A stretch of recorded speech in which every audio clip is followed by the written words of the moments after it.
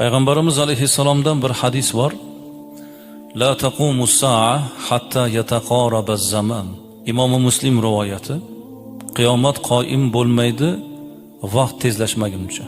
Ya'ni zamon tezlashmaguncha qiyomat bo'lmaydi. Bir yil bir oydek, bir oy bir haftadek, bir hafta bir kundek, bir kun bir soatdek o'tadi deb Rasululloh marhamat qilyaptilar. Sizga ham xuddi shunday tuyulyaptimi? Bugun jumaga keldingiz, o'zi kecha jumani o'qimovdikmi? Kechagina juma o'qidik. Go'yoki shiddat bilan vaqt o'tib ketayotgandek tuyulyapti. To'g'rimi? Go'yoki vaqtda unum yo'q, baraka yo'q deb tuyulyapti. Aslida vaqt o'zgargani yo'q, azizlar. Vaqtni bebaraka qiladigan, barakali qiladigan bandaning o'zi bu. 24 soat 1440 daqiqa